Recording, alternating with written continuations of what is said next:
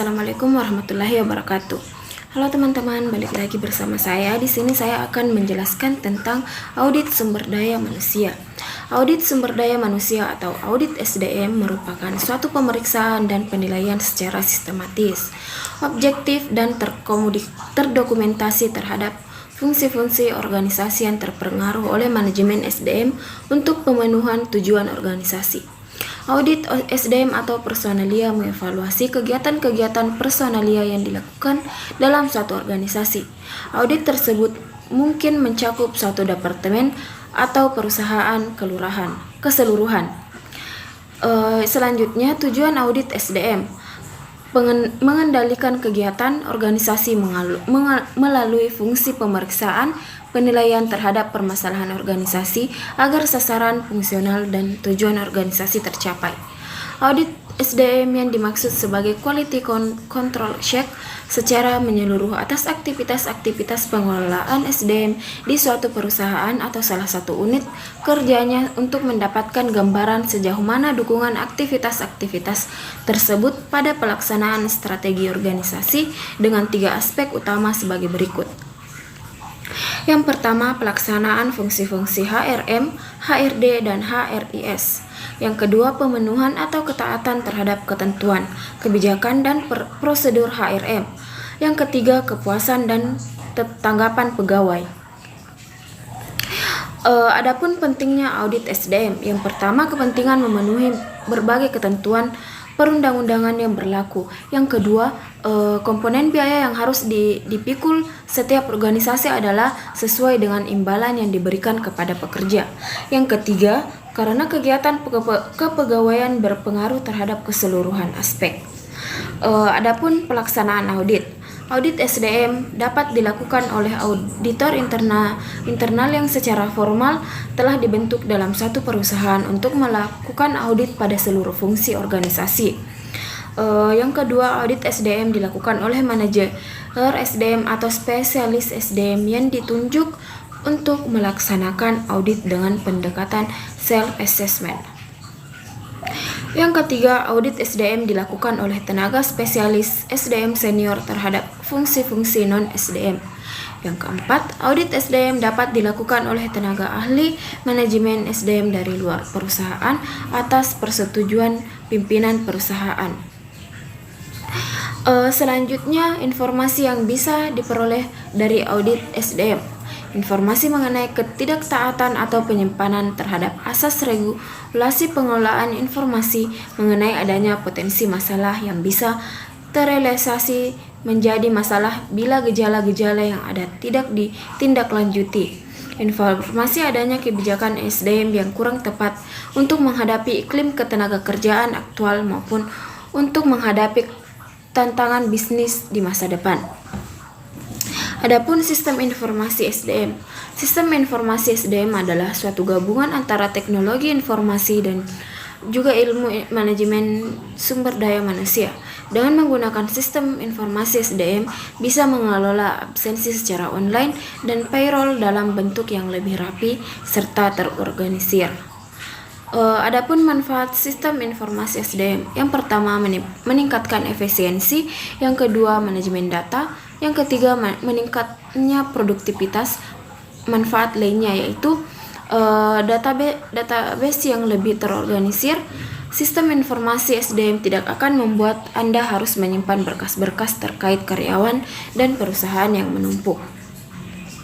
Segala bentuk informasi yang Anda butuhkan sudah disimpan di dalam satu lokasi sehingga mudah untuk Anda lacak dan perbarui. Anda bisa mengucapkan selamat tinggal pada tumpukan-tumpukan kertas di kabinet Anda. Selanjutnya, efisiensi waktu. Penerapan sistem informasi SDM akan membuat segala urusan administrasi HR menjadi mudah dan cepat. Misalnya, pengajuan serta laporan cuti karyawan jadi lebih mudah menggunakan aplikasi. Selain itu, ketika pemasangan sistem HR sudah berjalan dengan baik, tim HR pada divisi HRD perusahaan tidak perlu repot-repot untuk fokus pada hal-hal administratif karena semuanya sudah terautomasi. Yang ketiga, membuat HR lebih fokus pada tugas strategi. Apa yang terjadi apabila HR sudah tidak lagi terlalu mengurus pekerjaan yang sifatnya support dan mengurus payroll dalam waktu yang singkat. Adapun fungsi sistem informasi SDM, yang pertama perekrutan dan penerimaan SDM atau recruiting and hiring, yang kedua pendidikan dan pelatihan atau learning and training, yang keempat manajemen data, yang kelima pemutusan hubungan kerja dan administrasi tunjangan.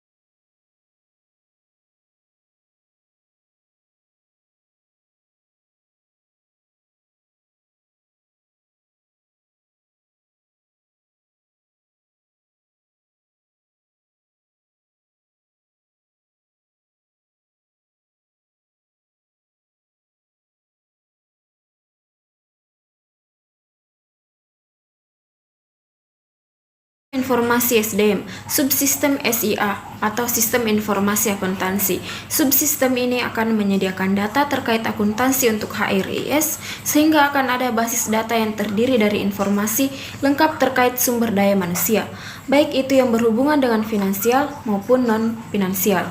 Subsistem penelitian sumber daya manusia, di dalamnya akan menghimpun data terkait proyek penelitian tertentu seperti penelitian suksesi, analisis, evaluasi jabatan, serta penelitian keluhan karyawan.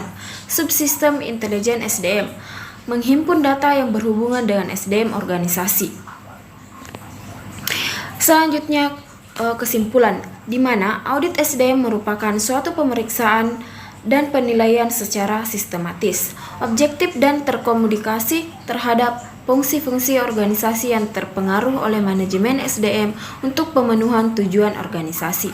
Audit SDM atau personalia mengevaluasi kegiatan personalia yang dilakukan dalam suatu organisasi. Audit tersebut mungkin mencakup satu departemen atau perusahaan keseluruhan.